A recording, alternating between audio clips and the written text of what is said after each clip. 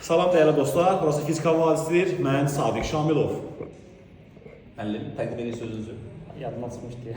Ondan ən başdan. Salam dəyərli dostlar, hər vaxtınız xeyir olsun. Burası Fizika Vadisidir. Mən Sadiq Şamilov. Salam əziz şagirdlər, hər vaxtınız xeyir olsun. Mən də Kimya Vadisindən Şəmstan müəllim, hər birinizi salamlayıram. Dəyərli dostlar, sabahların bildiyiniz kimi imtahandır. Blok imtahanının ilk mərhələsidir, 7 iyun. İlk növbədə imtahanda hər kəsə uğurlar arzu edirik. İmtahanla bağlı çox qısa fikirlərimizi bölüşmək istəyirik sizlə. Birinci Şəmstan müəllim öz fikirlərini desin, Kimya Vadisi.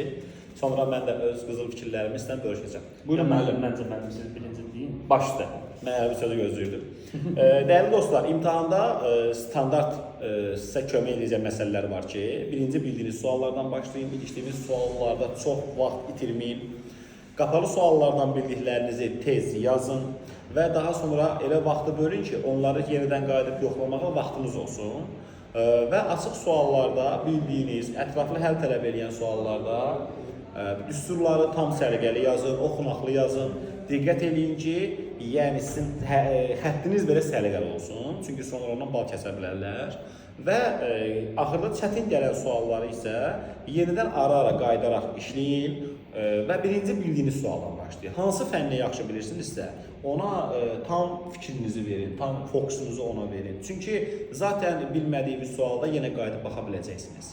Amma bildiyiniz sualı tez yazın ki, vaxta çox qabağa düşəsiniz, unutmayın. Siz imtahanda həm də zamana görə yarışırsınız. Və qızıl qaydalardan birincisi imtahana vaxtında gedin, kitabçanı açın, sualları ciddi oxuyun, diqqətlə oxuyun. Təbii ki, Allah eləməsin, ən pis ehtimalda ikinci şans imtahanı var. Bu arada biz də ikinci cəhdə hazırlaşdırırıq. Kimya və fizika, deməliyikdə. Diqqətiniz imtahanda olsun, amma bu sonun deyil. Bu qədər müəllim, buyurun zəhmət olmasa. Mən də bəzi bir-iki tövsiyələrim var. Zaten sizin dediklərinizdə təkrarlamaq istəmirəm. Ətraflı sual və situasiya tapşırıqlarına bağlı bir şey demək istəyirəm ki, indi ola bilər ki, bilərsiniz, amma siz səhv yazarsınız. Ətraflı suallarda reaksiya, yazın, əmsallaşdırın varsa onu mütləq yazmalısınız və əmsallaşdırmalısınız. Balans istəyirsə mütləq balansı qurmalısınız. Əgər balansı qurmazsanız bazıdan kəsəcəklər. Bu ən önəmli məsələlərdən biridir. Zaten ətraflı sualların birində 100% ki, belə bir sual sizə təklif olunacaq. Və digər bir məsələdə mən ümumi olaraq, psixoloji olaraq, yəni üstünlük baxımından deyirəm. Əgər bizim şagirdlər ikinci imtahanı getməyi planlayırlarsa, mən bunu əyandırıcı uşaqlara dedim ki, siz bunu maksimum dəyərləndirmək, itirəcəyiniz heç nə yoxdur. Həyəcanlanmaq lazım deyil. Zaten sən ikinci imtahanı gedəsiniz. Ona görə də bu psixoloji üstünlükdən maksimum istifadə etmək lazımdır. Tələsmədən, təmkindən, sualları yazaraq, necə deyirlər, kodlaşdıraraq imtahandan ayrılmaq lazımdır. İnşallah ki, birdən ikinci cəhətdə hazırlaşası olsanız da biz sizin, belə deyək də, qulluğumuzdayıq, xidmətinizdəyik, bəli. Yəni, dəstək göstərəcəyik, necə lazımdırsa. Məncə bu qədər dəyərli dostlar, amma imtahana bir gün əvvəl axşam heç nə oxumayın, vaxtında yatın, tezdən durun. Bir gün oxusalar nə olur? Mən son gün oxunulan bütün əvvəlkiləri silir, mən elə fikirləşirəm. Ən çox yadda qalır. Ən çox yadda qalır, son oxuduğunuz yadda qalır, o da maraqlı ki. Amma biraz əvvəlkilərə problem ola bilir. Amma imtahana gedəndə hamı elə bilir ki, heç nə bilmir. Amma bilirsiniz. Bu qədər əziyyət var, elə bizim şagirdlər, digər şagirdlər. Bir də mənim, orada çox önəmli bir məqam var. Biz yüksək nəticə göstərdiyi uşaqlar var, hansı ki 30 yazacaq falan. Mən amma uşaqlara belə bir tövsiyə dünən dedim ki, ümumi bal yaxşı olsun. Yəni sənin hədəfin tibbə qəbul olmaqsa, sən tibbə qəbul ol. Eyvə, kimyanı 27-dən yazsın. Əlbəttə. Ümumi bal, total bal yaxşı olsun ki, biz ona sevinə bilək. Hansı fənni yaxşı bilirsənsə, birinci ondan başlayaq. Bəli.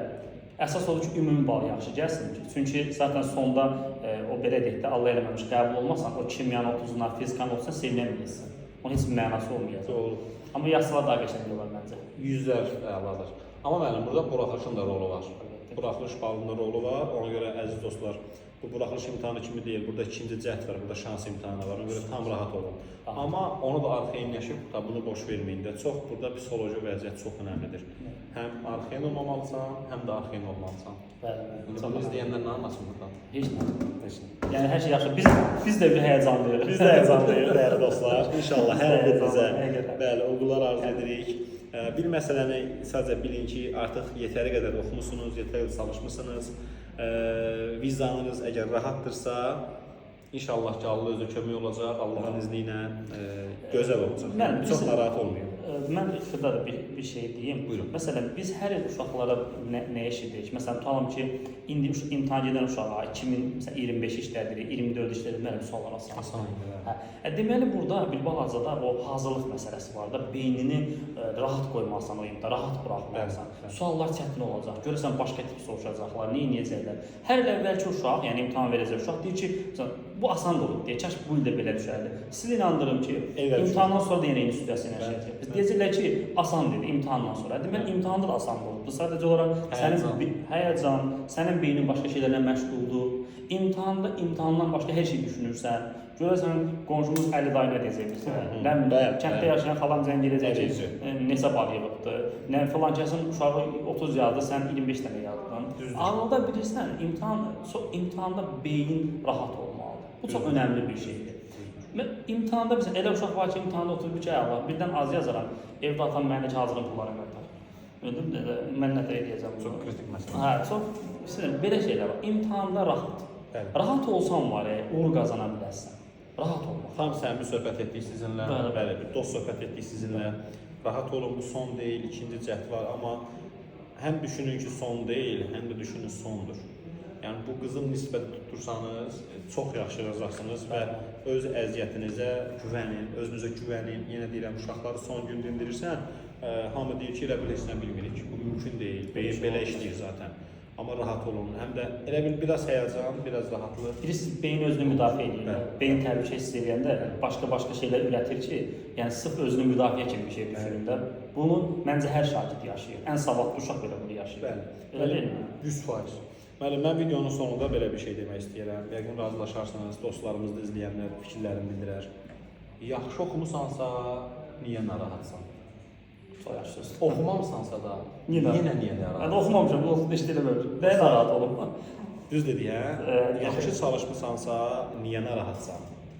Çalışmamısansa, niyə narahatsan? Çox qəşəng, həqiqətən də niyə? Çalışmamısansa, nəticən bəllidir. Niyə narahatsan? Çalışmısansa, il boyu sınaqlara getmisənsə, müəllimlərin sınaqlarını yazmışsınızsa, niyə narahatsan? Mən də bu sözdən sonra da Bəli, lazım deyil, uğurlar arzu edir. Hər birinizə uğurlar, vadi sizinlədir. Təşəkkürlər, görüşərik dostlar.